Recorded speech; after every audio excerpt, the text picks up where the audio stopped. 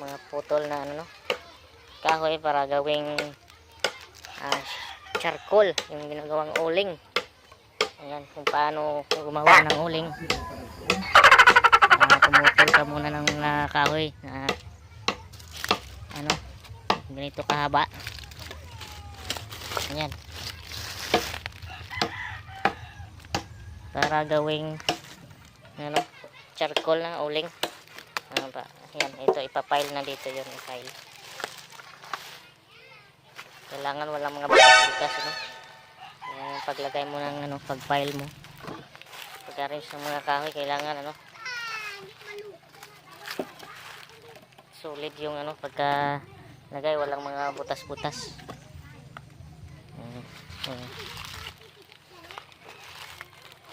So ayan, madami pa, diba, madami pang ano, i-file, no?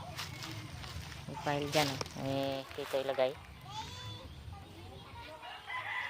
So hanggang matapos ito arrange, file yung kahoy dito,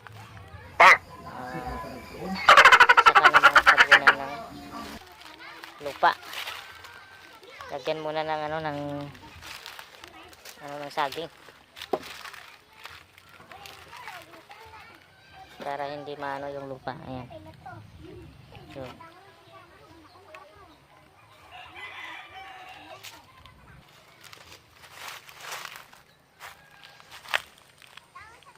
ayan. So ayan, no, ganito yung pag-file. Paporma tong round. Ayan. Yung may mga butas-butas, lagyan mo ng maliliit na kahoy para ano, walang singaw. So ayan, i-arrange mabuti. So yung una, maliliit na kahoy, tapos sa gitna, no, malaki, para maluluto lahat yung kahoy. So dapat pala yung ano nakalagay, malalaki na sa gitna. Yung una, yung gawing ano,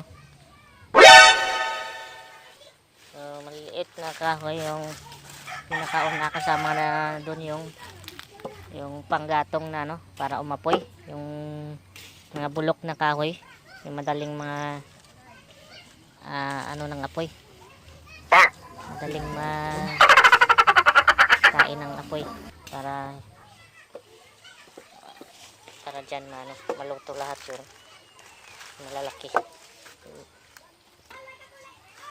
So ganyan yung paglagay.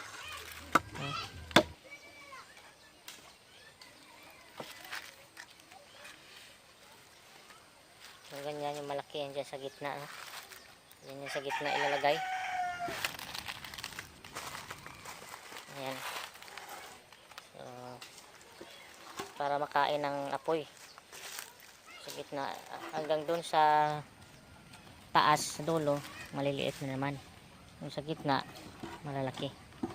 Ayan, so nakapile ng maayos. Kailangan nakapile ng maayos yung mga kahoy, saka walang mga butas-butas. Lagyan na ng ano, maliliit na kahoy para walang singaw.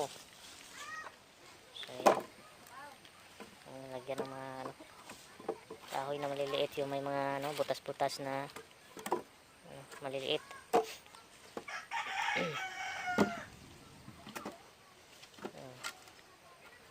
So ayan, so ganyan yung pag-file. So ito ay ano, naka-round, no, kabilog yung pag-file nito. Ayan, so ayan yung malaki ano, ayun. Dyan.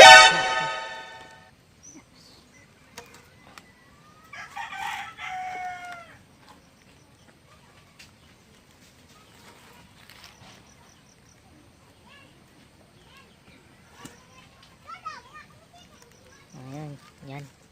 Yung malalaki yan dyan sa gitna.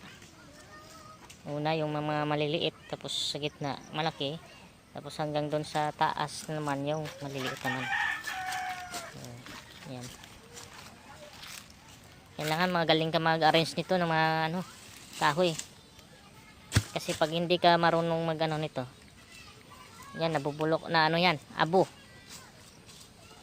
Kunti lang yung maano mo, makukuha na uling yung charcoal mo.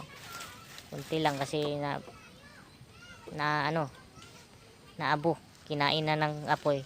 So, kailangan mo lang mga butas-butas. Tapos na nila mag-pile. Yan, ito na yung forma. Pagkatapos ng ano, paglalagay ng mga kahoy. Ayan. So,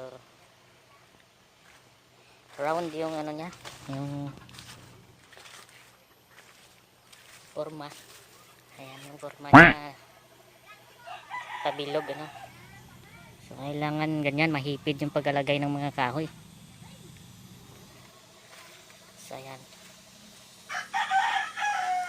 Pagkatapos nito, so, lalagyan na ito ng ano, sa ano, yung katawan ng saging, yung babalatan, yun ilalagay sa gilid at saka ano, lalagyan ng lupa. Tabunan to ng lupa. Katapos nun, sindihan dun sa ilalim, dyan sa ilalim. So, dyan sa ilalim, meron diyang mga ano, mga bulok na kahoy na madaling siga agad, ano. So, dyan yung ano, ito na yun. So, ito na yung kabuuan. Ayan, so ito yung ano, ayan yung ilalagay natin dyan, mga damo-damo, para hindi ano ng lupa, no, mapasok dun sa loob yung mga kahoy. Dapat lagyan ng mga damo-damo. Tapos ganito yung babalatan ng katawan ng saging. Yan, yun yung panglagay dyan para lagyan ng lupa, hindi matapon. So yan yung ano, saka hindi madali-daling maano sa init kasi malamig yan, merong matubig yan. So yan.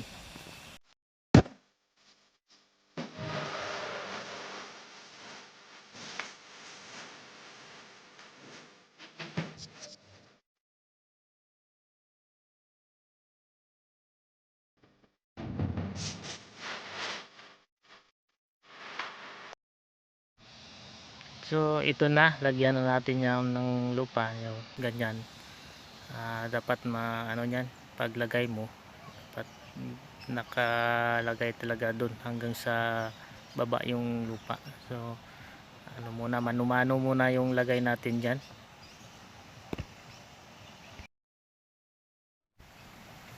So lagyan natin ng mabuti yan, ng lupa, no, yan. So ayan, dagdag lang tayo ng ano, yung ano ng saging para hindi matapon yung lupa. Pagkatapos niyan, no, okay naman yan pag natapos dyan sa gilid. So dyan sa taas itatapon na lang yung lupa, no, mabilis lang, ganyan na sa taas.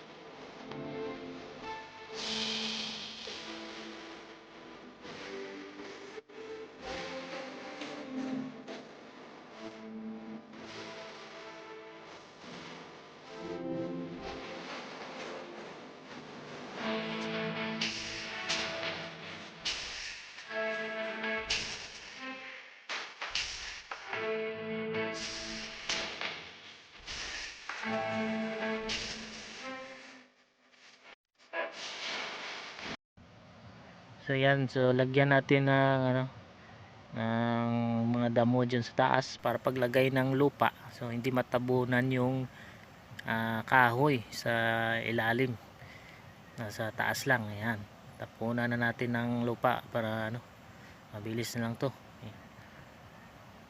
Yan yung mga ano, walang mga lupa masyado, so dapat lagyan mabuti.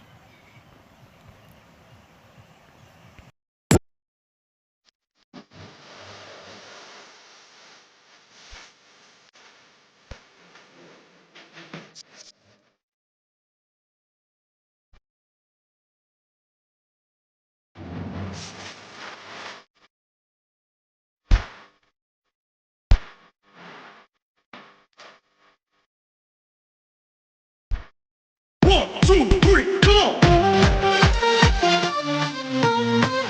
Come on, come on!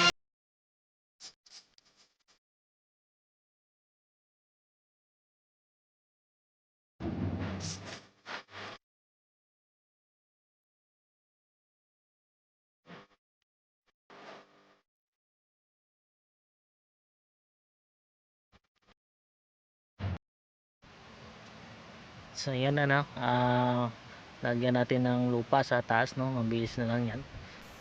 Tapo na lang tayo kasi natapos na yung sa ilalim. So yan, lagyan natin ng mabuti para ano, walang singaw, dapat pantay yung mga kapal ng lupa paglagay.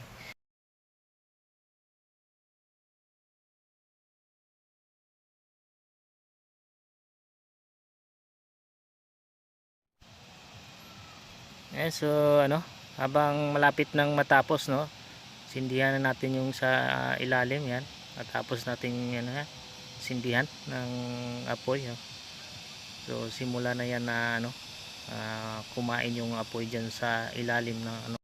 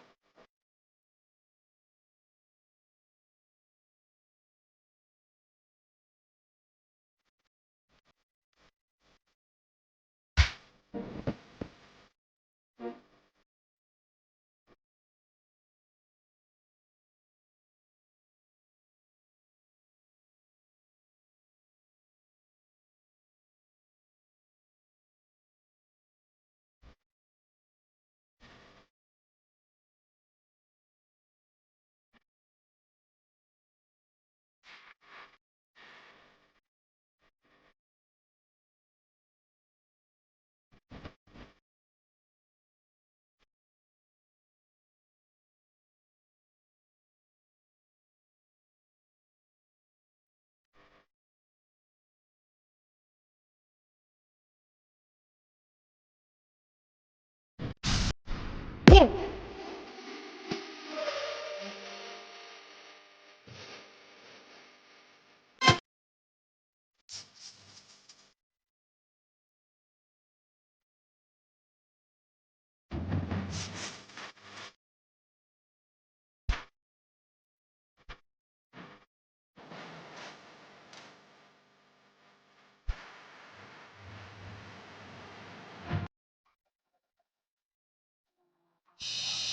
So ayan, 4 days ago, ito na siya.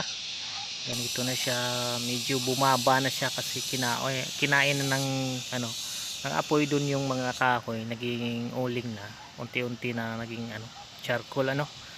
Ayan, so ito na yung after ng 4 days. After 5 days, ito na yun.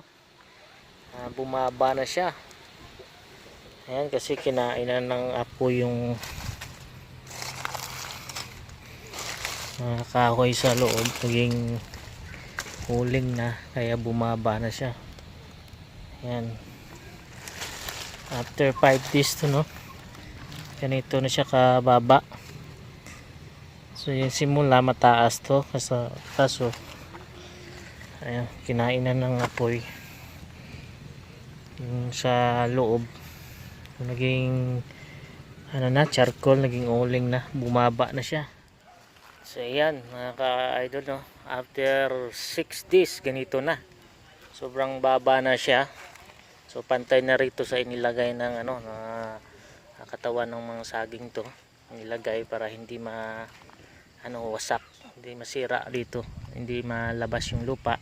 Saka lagyan ng mga nito, parang poste yan, bawat gilid lagyan ng mga wire, tapos lupa, lagyan mo ng damo muna para yung lupa hindi makasali dun sa mga kahoy na nilagay mo na file dun sa ano, lagyan mo mga dahon-dahon dun, tapos tambakan ng lupa. So ganun kahirap gumawa ng uling.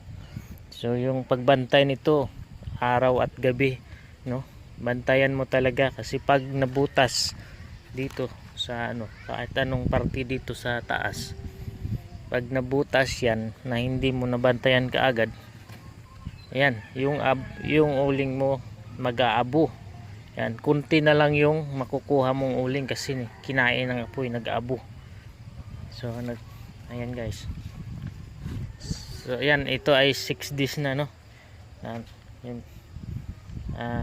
Malapit na tong ano, kunin yung uling dyan. Pinapatay na lang yung apoy sa loob paano nga tambunan masyado nito ng lupa, hindi na pasingawin ang aso para mamatay yung apoy sa loob. So ganun. Ayan, 7 days ago. Ayan, so buksan na natin, binuksan na ayan, ito na yung uling. Yan, nakikita nyo. So kukunin yan. Maganda to pag may rek, kasi mabilis lang, kaso wala yung pala lang yung gamit. So ganyan, dahan-dahan natin kukunin yung mga charcoal, yung uling.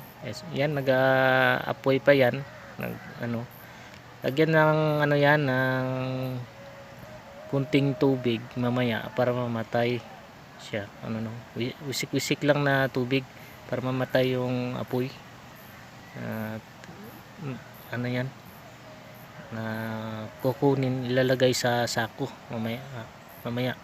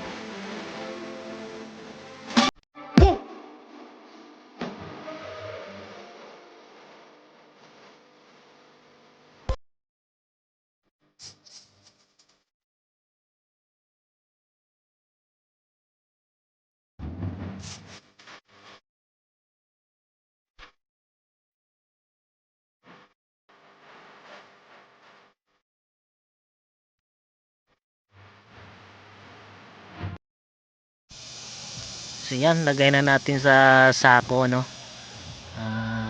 kukunin natin yung mga uling na charcoal, ilalagay na natin sa sako. So yan, medyo mainit-init pa pero wala nang apoy kasi nilagyan ng tubig, usik-usik, ganun talaga yan. Lagyan para mahirap pag may apoy, nako, mag-aabo yan, pa yan ang sunog ganyan. Dandahan natin ilalagay sa mga sako lahat. Ito, ganito yung